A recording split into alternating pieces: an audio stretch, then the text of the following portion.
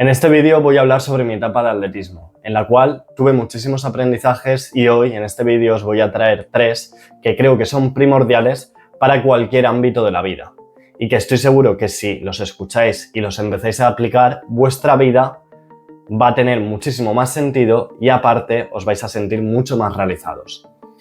Quedaros hasta el final del vídeo porque al final del vídeo además os daré una reflexión que estoy seguro que os cambia la mentalidad.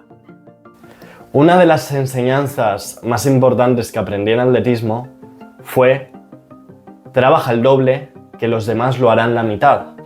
Esto lo aprendí en mis primeras semanas haciendo atletismo. Me habían puesto con una entrenadora a la cual aún tengo muchísimo respeto, que fue campeona olímpica, y pues al final del entrenamiento, después de las carreras que habíamos tenido que tener, siempre teníamos que hacer abdominales, flexiones, burpees, muchísimas cosas, ¿no? Y ella nos decía, vale, tenéis que hacer 30. Entonces, como éramos un grupo muy grande, pues lo decía a todos y obviamente no controlaba a nadie, ¿no? Entonces, yo lo que me fijaba era que la gran mayoría de gente, ¿vale?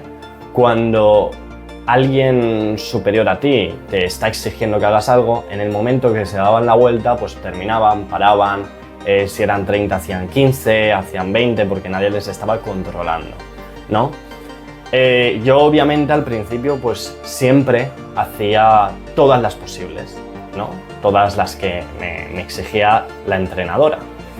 Y un día hablando con ella, pues yo le preguntaba sobre su etapa como atleta, ¿no?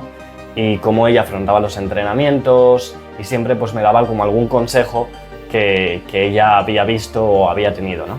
Y uno de los que me daba era: yo cuando mi entrenador me decía que hiciese 200 abdominales, yo hacía 400. Cuando veía que el resto de gente empezaba a hacer 200 abdominales, yo hacía 400. ¿Por qué? Porque esa es la única manera en la que me voy a poder diferenciar del resto y, además, voy a mejorar más rápido, ¿no? Su mentalidad era: si yo puedo hacer más, ¿por qué me voy a limitar a lo que me están pidiendo? ¿No?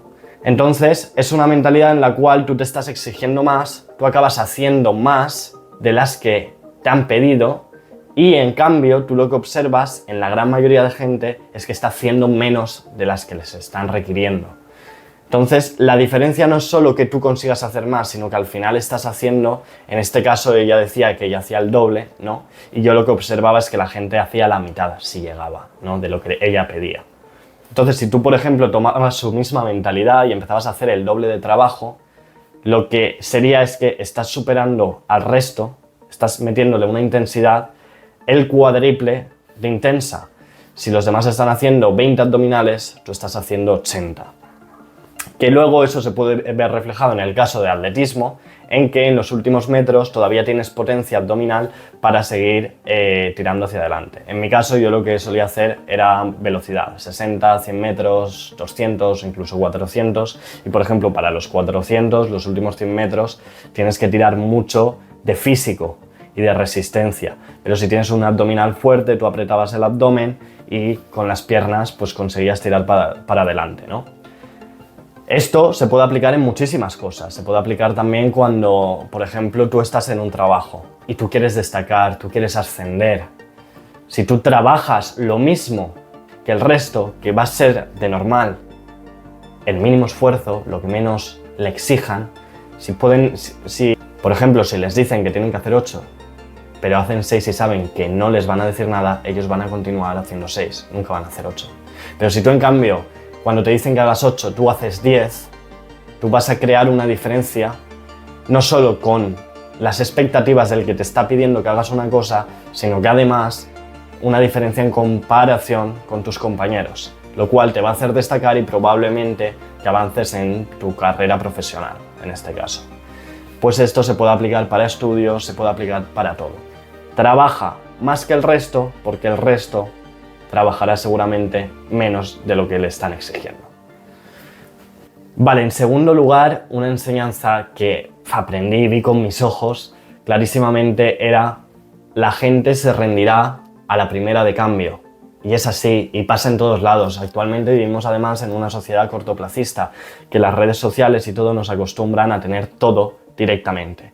Entonces estamos entrenando a nuestra mente para que todos los proyectos, todos los trabajos o todos los entrenamientos que no requieren solo que vayas una vez, dos, tres, sino que requieren un plazo de tiempo de meses o incluso años, la mayoría de gente se acabe rindiendo cuando vienen dificultades. Yo de esto lo aprendí sobre todo cuando venían dificultades de tipo climático. ¿Por qué? Porque yo hacía atletismo al aire libre. Entonces, muchos días se ponía a llover, pero no solo llover, sino diluviar, tipo que habían charcos en la pista de atletismo y hacían complicado correr. Pues yo lo que observaba es que yo era de los pocos que iba a la pista a entrenar esos días que había lluvia. Era como que si caía agua era la excusa perfecta para no ir. Que sí, que luego igual vendrían, pero ya estás poniendo el primer paso de vienen un poquito de dificultades, dejo de ir. O si todos habían ido, por ejemplo, hacía sol, pero de repente empezaba a llover un montón, lo que observabas, igual en la pista de atletismo éramos 500, 600 personas, que solo 20 o 15 seguían entrenando. Coño, ¿cómo vas a ser una persona del 1%, del 10% si haces lo mismo que hace la mayoría? Para diferenciarte, para mejorar, para crecer más rápido que el resto. Y entonces poder destacar, lo que tienes que hacer es, cuando los demás probablemente se van a rendir, tú sigues.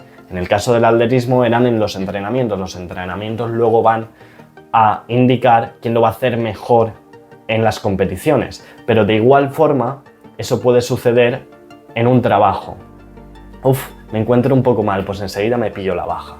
O cosas así. En atletismo, por ejemplo, yo me lesionaba e iba al gimnasio de atletismo a seguir poniéndome fuerte y no perder físico. Y entonces cuando volviese a la mínima, estaba listo. Pues de igual forma, si algún día te sale algo mal, pues intentas seguir formándote, o estás malo, intentas seguir dando el máximo de ti. Esa capacidad no existe en muchas personas, pero si eso lo aplicas enseguida vas a destacar respecto a la media. Otra cosa con la que aprendí esto, que la gente se va a rendir a la primera de cambio, es cuando nosotros empezábamos temporada, que esto seguro que lo veis también en los gimnasios en enero, todo está repleto de gente que empieza. Pero tú, si sigues 4 o 5 meses, que no te estoy diciendo años, sino 4 o 5 meses, enseguida lo que ves es que la gente acaba desapareciendo, y de esas 80 personas que iniciaron, solo quedan 15 o 20 que vienen de manera continua. Y la última cosa que aprendí, y no menos importante, es que cada segundo cuenta. Yo era una atleta de velocidad. En 60 metros probablemente te puedes hacer los 60 metros entre 6, 7 y medio, ¿no? de segundos. Y cada décima contaba. Dormirte en la salida significaba de pasar de una marca que igual ibas al campeonato de España que fuese una marca mala. Entonces, tú tenías que aprovechar cada milisegundo, porque eso era la diferencia entre ser el primero o el segundo. De igual forma, esto se veía en cada entrenamiento. Cada segundo que no estabas dando, o cada momento que no estabas dando el máximo de ti, significaría que probablemente luego en la competición se vería reflejado de alguna manera.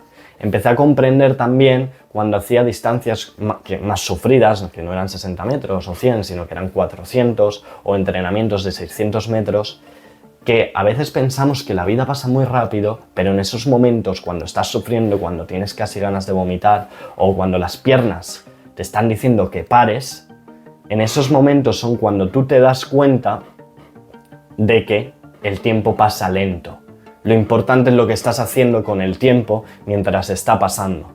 Y cuando te das cuenta que el tiempo pasa lento, es cuando dices, si yo empiezo a aprovechar cada momento, cada segundo que tengo, obviamente van a haber momentos de descanso, de relax, pero dentro de los segundos o minutos o horas que son productivas, si das todo de ti en esas horas, vas a marcar una gran diferencia. En el caso del atletismo, pues serían diferencias en las competiciones o en los mismos entrenamientos. En el caso del trabajo, esos momentos que decides dejar de trabajar, empezar a vaguear, son pequeños momentos que al final lo que van a hacer es forjando una actitud en ti que va a determinar luego una serie de resultados que probablemente vas a tener.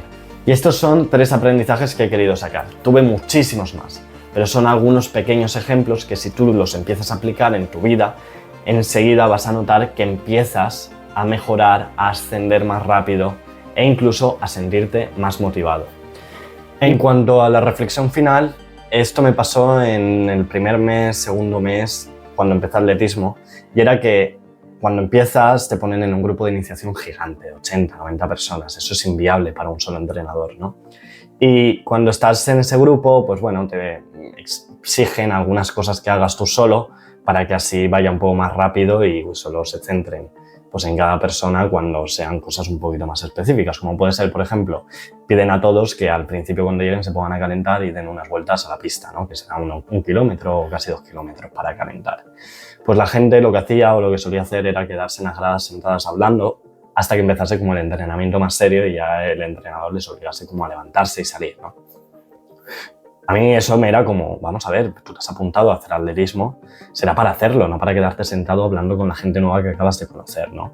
Entonces yo, igual de 80 personas o 70 que éramos, era el único que me ponía a dar esas vueltas. Y luego era el único que me ponía a hacer muchas cosas a lo largo de muchas situaciones.